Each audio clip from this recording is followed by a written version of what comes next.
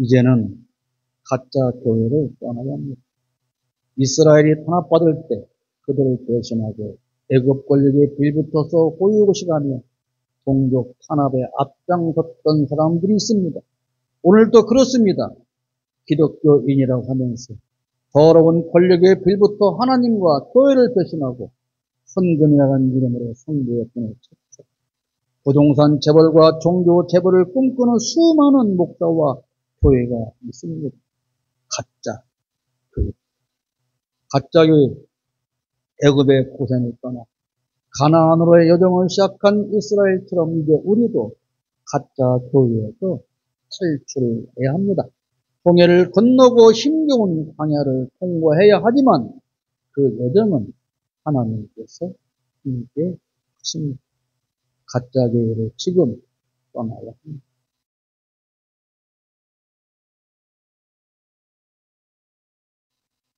가나안 성도라는 말이 있습니다. 기독교 신자지만 정작 교회에는 안 나가는 사람을 듣는 말입니다. 저는 이 말이 참 이상하다고 생각한 적이 있습니다. 광야 성도라면 몰라도 왜 가나안 성도라는 것이 그런 생각을 했습니다.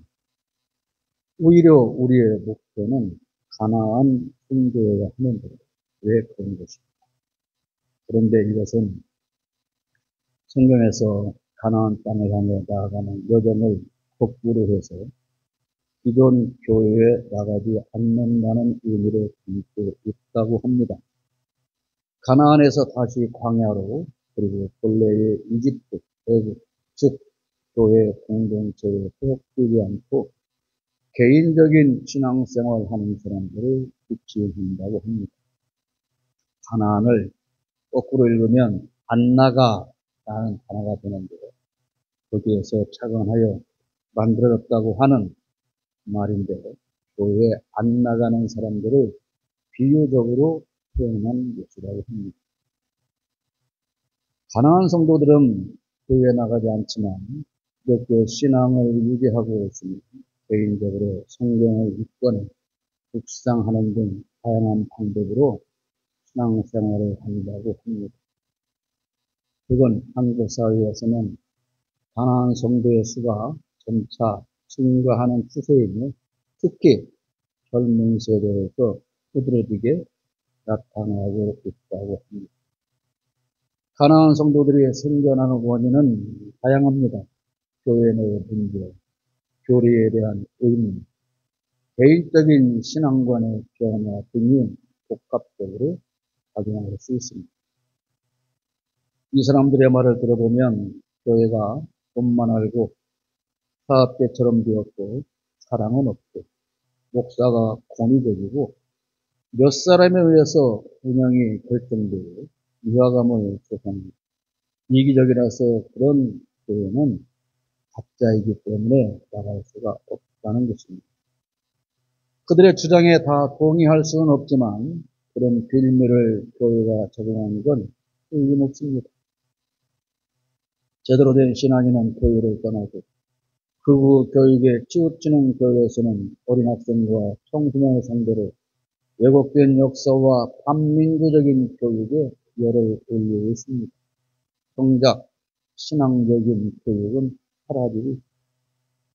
각종 미디어 특히 유튜브를 통한 설교 메시지를 언제라도 들을 수 있게 되는 것도 가나안 성도 숫자를 늘리는 원인이기도 합니다. 항상 맘만 먹으면 언제라도 설교를 듣고 있기 때문에 본인은 기독교 신앙이다라고 생각을 하는 겁니다. 그들의 입에서 전해지는 교회에 대한 부정적인 요소가 더 많은 사람이 교회를 떠나게 만들어지기도 합니다.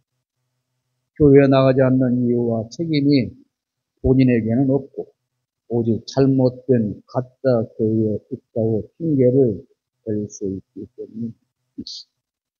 과거에는 자신이 얼마나 열심히 교회 안에서 신앙생활을 했고 충성을 다했는가 열변을 통하면서 가난한 성도가 된 정당성을 설명하며 그 모든 책임을 교회에 걸립니다. 순전히 내가 교회에 안 나가는 건 교회 때문이지 내 탓이 아니다. 그러나 저는 이런 사람들의 말을 들으며 별로 반박할 수가 없습니다. 당당 그분 맞는 말이기 때문에 그렇습니다. 야곱과 함께 기근을 피하여 이집트로 들어간 가족은 이집트 땅 중에서 고센이라고 하는 지역에 정착하게 됩니다. 이스라엘은 이집트라고 하는 넓은 땅에서 살았지만 그들만이 따로 모여서 나름 히브리 민족의 정체성을 지키며 고센에서 구별된 삶을 살고 있었습니다. 그러나 야곱의 가족을 선대하던 바로가 죽고 인정받던 요셉도 죽고 시간이 흐르면서 고센은 더 이상 히브리 민족의 안식처가 아닌 이집트의 지배 아래 있는 억압의 장소가 되었습니다. 히브리 민족은 노예로 동원되었고 억압과 착취의 대상이 되었으며 모든 자유를 박탈당했습니다. 고센 지방은 이제 더 이상 이스라엘 백성을 위한 안식처가 아니었습니다. 하나님의 백성이 바로의 지배를 받게 된 것입니다. 그리고 그들은 점점 이집트의 문화를 배우고 그들의 우상을 숨기며 그들과 통화되어 갔습니다. 이것은 오늘 우리 교회가 세상 가운데 있는 걸 상징합니다. 애굽은 세상이고 고센은 교회입니다. 교회는 세상 가운데 일부에 있습니다. 그래서 세상의 지배를 받고 그들의 문화를 배우고 그들에게 동화되어가며 그리스도인의 정체성을 잃게 되는 겁니다. 고센 땅의 히브리 민족이 늘 애굽 사람과 섞여서 살아가듯 오늘 기독교인 역시 늘 세상 사람들과 섞여서 살아갑니다. 본래 하나님께서 아브라함을 부르시고 허락하신 땅은 가나안입니다. 창세기 17장 8절 말씀을 보면 내가 너와 네 후손에게 네가 거류하는 이 땅 곧 가나안 온 땅을 주어 영원한 죄비 되게 하고 나는 그대의 하나님이 되리라. 그래서 하나님의 자녀인 이스라엘이 살아가야 할 곳은 바로가 지배하는 애굽이 아니라 하나님의 통치를 받는 가나안이어야 합니다. 하나님의 통치를 받으며 하나님이 주신 땅에서 살아야 할 하나님의 백성이 그 땅에서 떠나고 하나님의 통치도 받지 않으니 그 삶이 고단한 건 당연한 일입니다. 따지고 보면 하나님은 야곱과 그 가족에게 가나안을 떠나서 애굽으로 가라고 하신 적이 없습니다. 오히려 그들의 조상 아브라함이 하나님께 제사할 때 제사법을 지키지 않은 결과로 인해서 이 이스라엘 백성들은 애굽으로 가게 된 것입니다. 창세기 15장 13절 이하에 여호와께서 아브라함에게 이르시되 너는 반드시 알라. 네 자손이 이방에서 객이 되어 그들을 섬기겠고 그들은 400년 동안 네 자손을 괴롭히리니 그들이 섬기는 나라를 내가 징벌할 테니 그 후에 내 자손이 큰 재물을 이끌고 나오리라. 하나님께 번제할 때 드리는 희생 재물은 소나 양이나 비둘기든 간에 중간을 쪼개야 하는데 아브라함은 작은 비둘기를 쪼개지 않고 제단에 올리는 스위스를 정한 겁니다. 이 일로 인해서 이스라엘이 이집트의 억압을 받게 된 것입니다. 훗날 야곱의 아들들이 요셉을 시기하여 이집트 상인에게 도에러 팔았고 가나안의 흉년이 들어서 어려울 때 총리가 된 요셉의 배려로 아비 야곱과 형제들이 애굽에 거주하는 결과를 가져온 것이고 하나님은 이 모든 상황을 가장 선한 결과로 만들어 주신 것이지만 그렇다고 언제까지나 이스라엘 백성이 애굽에서 살면 안 되는 것입니다. 잠깐은 세상이 좋을 수 있지만 그렇다고 세상에 안도해서는 안 되는 것. 그곳은 그들이 살아야 할 때가 아니기 때문입니다. 그들이 살아야 할 곳은 애굽이 아닌 가나안입니다. 애굽에서 살던 야곱이 죽자 요셉과 그 형제는 바로의 허락을 받아서 야곱의 유언대로 아버지의 시신을 가나안으로 옮겨가서 장례를 치릅니다.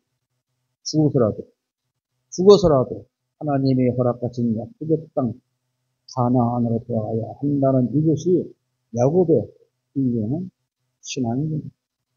야곱의 삶이 그렇게 훌륭하지 않았을지라도 이 신앙만큼은 훌륭한 신앙입니다.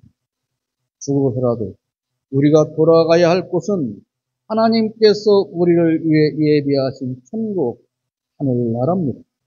우리는 이집트와 같은 세상에서 살고 있지만 결국은 가나안과 같은 천국으로 돌아갈 소망을 반드시 가져야 합니다. 요셉도 역시 하나님께서 반드시 이스라엘을 다시 가나안으로 인도하실 것인데 그때 자신의 유골도 함께 데리고 가라고 합니다. 창세기 50장 25절에 요셉이 또 이스라엘 자손에게 맹세시켜 이르기를 하나님이 반드시 당신들을 돌보시리니 당신들은 여기서 내 해골을 메고 올라가겠다. 하나님은 반드시 이스라엘 백성들을 가나안으로 돌아가게 하신다는 그 믿음인 것입니다. 이것이 요셉의 신앙입니다. 애굽의 고세는 하나님이 주신 땅이 아닙니다. 그러므로 그곳은 하나님의 백성들이 살 곳이 아닙니다. 그들이 살 곳은 하나님이 주신 가나안 땅입니다. 요셉은 이걸 믿은 겁니다.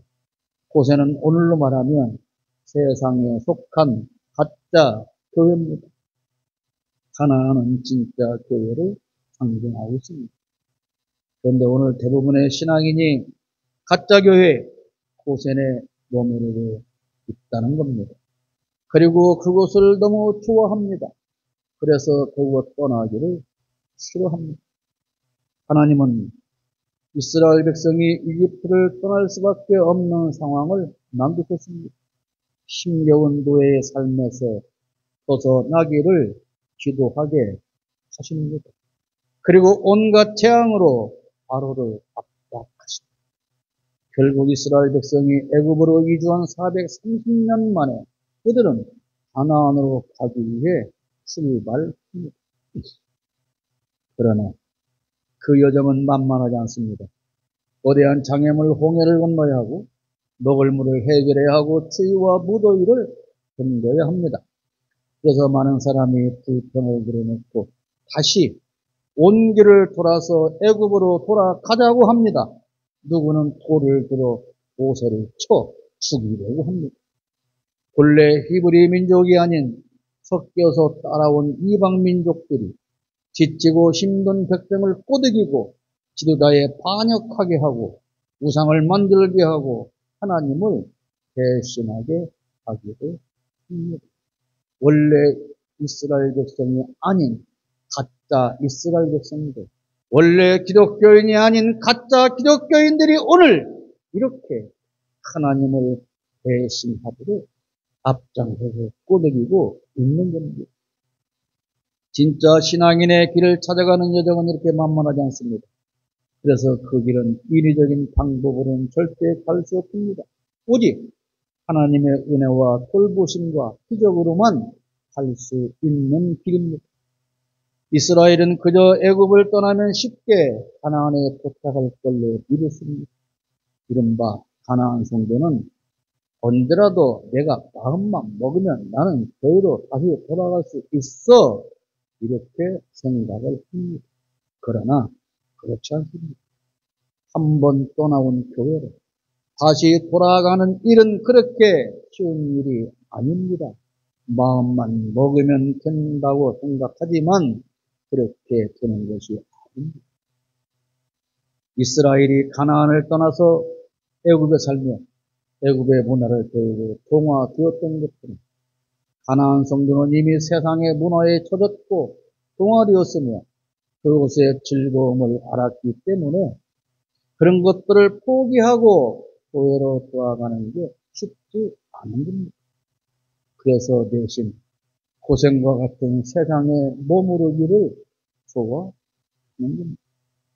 이스라엘은 이집트 사람과 어울리면서 자신을 히브리인으로 내세웠지만 결국에는 히브리인이라는 사실조차 숨기며 살아야 할 날을 맞이합니다. 모세도 그렇지 않습니까? 모세가 히브리인이라고 하는 사실이 밝혀지면서 그의 고난도 시작되겠습니다.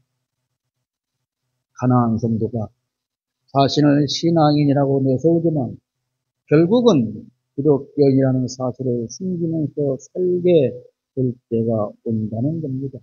그렇게 점점 기독교인의 정체성을 잃어가게 됩니다.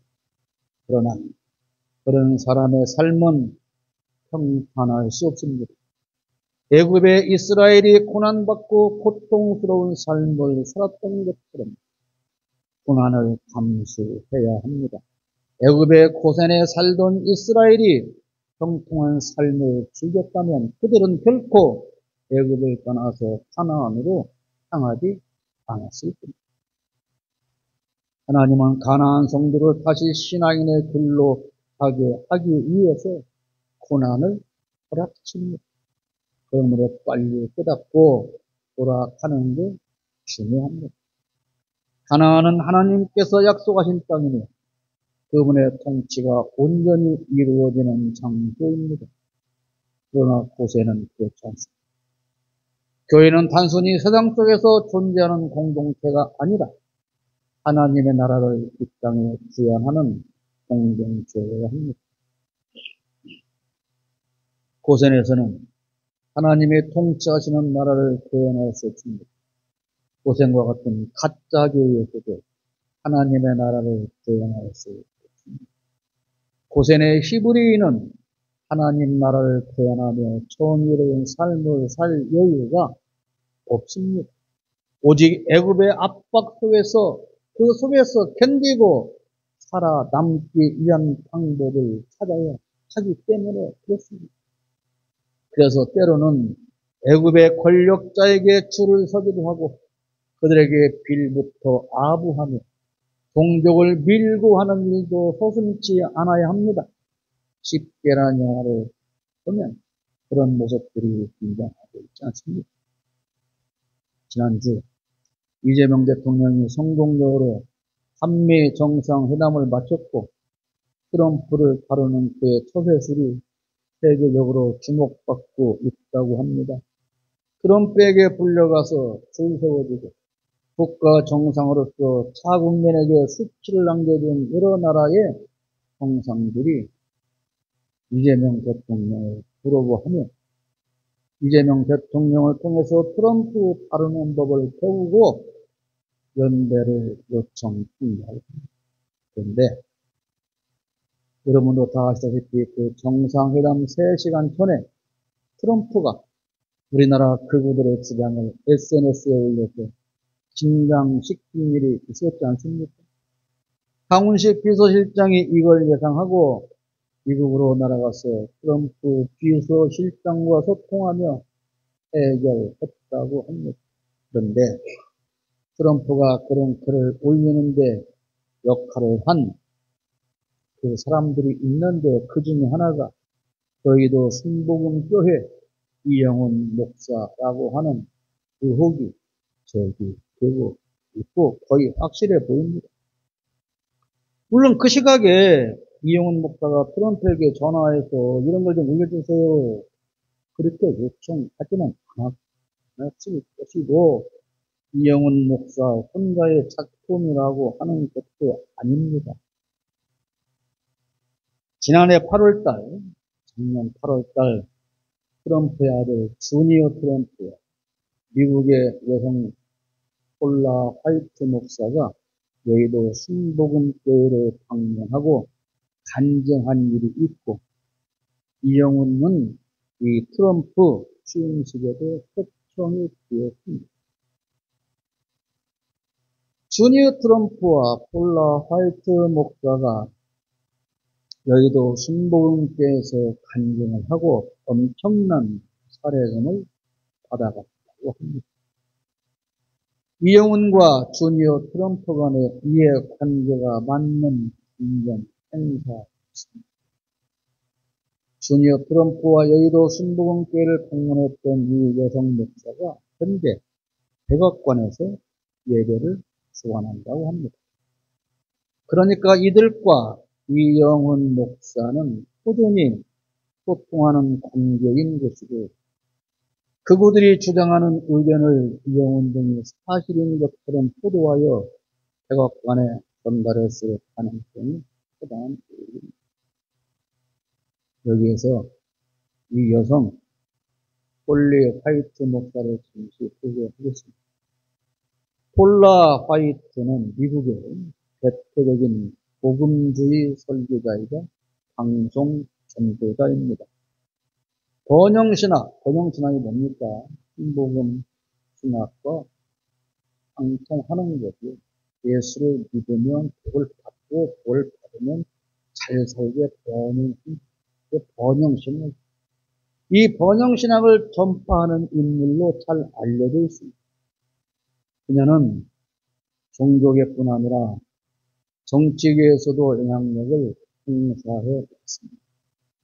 번영신학을 강조하며 수백만 달러의 수입을 올렸고, 이단 논란도 꾸준히 제기되고 있습니다. 그녀는 도널드 트럼프 대통령과 아주 가까운 관계로 그의 영적 멘토로 알려져 있고, 2017년 트럼프 대통령 취임 후에서 미국 최초의 여성 선교사로 교회사를 낭독하기도 했습니다. 최근에는 백악관의 신앙 자문위원장으로 활동하며 종교 자유와 평화 협력을 강조하는 국제 행사에 참여한다고 합니다. 백악관에 상주하는 일종의 종교 담당 비서관 역할을 하는 것입니다. 윤석열, 김건희 정권 대통령실의 무당이 비서관으로 상주한 것과 다르지 않습니다. 그녀는 삼위일체를 부정하고 십자가의 의미를 왜곡하기도 합니다. 개인적으로는 3번의 결혼을 했으며 록밴드 전예 멤버 조나단 카인과 2015년에 결혼했습니다. 심지어 통일교 행사에 참석해서 한학자를 참 어머니라고 부르고 보액을 받아가기도 했습니다. 그런데 실제로 트럼프의 이 SNS에 글이 올라오고 나서 바로 이영훈 목사가 이걸 이용하며 반응을 보였습니다. 교회 압수수색에 신중하고 정부가 교회 함부로 건드리면 안 된다. 이렇게 이영훈 목사가 메시지를 내고, 그리고 이어서 이렇게 말도 합니다. 우리 여의도 순복음교회가 열심히 기도했더니 이재명의 무도함이 트럼프와 온 세계에 알려지게 되었다. 자신들이 이재명이 얼마나 나쁜 놈인가를 세상에 알리기 위해서 간절히 기도했더니 하나님이 응답하셔서 트럼프를 비롯한 온 세계에 알게 되었다. 오늘 아침 페이스북을 보니까 이미 미국 CIA가 항공모함을 가져가서 몰래 윤석열을 빼갔더만요. 윤석열을 몰래 빼갔어요, 미국에서. 그래서 지금 이재명은 바뀌었던 개 지붕 쳐다보면서 허탈해하고 있다는 글이 페이스북에 있더라고요. 이들의 배후에 누가 있다고요? 목사들이 있다고요. 한강에 항공모함이 들어왔다는 사진이 떠다녀요. 항공모함 수심 5m밖에 안 돼요. 그 항공모함 들으려면 10년 동안 그냥 바닥을 타야 돼요. 차라리 군산항으로 오는 게 빨라. 군산항은 대충서를 하니까. 그거를 믿고 아주 열광하라고 환장을 해요. 그 뒤에 누가 있다고? 세계적으로 유명한 목사들이,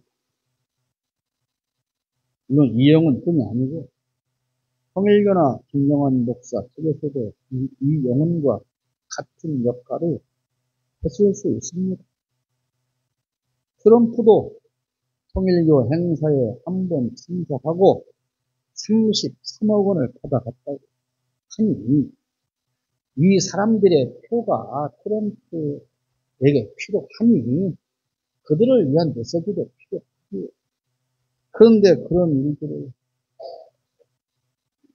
다른 세일이나 이단은 그냥 한다고 칩시다. 기독교가 목사가 교회가 이런 있다면 그게 교회입니까? 가짜 교회 아닙니까? 이제는 가짜 교회를 떠나야 합니다. 이스라엘이 탄압받을 때 그들을 대신하고 애굽 권력에 빌붙어서 고유고시가며 종족 탄압에 앞장섰던 사람들이 있습니다. 오늘도 그렇습니다.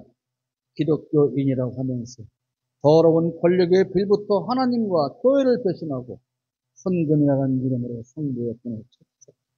부동산 재벌과 종교 재벌을 꿈꾸는 수많은 목사와 교회가 있습니다. 가짜 교회. 가짜 교회. 애굽의 고생을 떠나 가나안으로의 여정을 시작한 이스라엘처럼 이제 우리도 가짜 교회에서 탈출해야 합니다. 홍해를 건너고 힘겨운 광야를 통과해야 하지만 그 여정은 하나님께서 함께 하십니다. 가짜 교회를 지금 떠나야 합니다.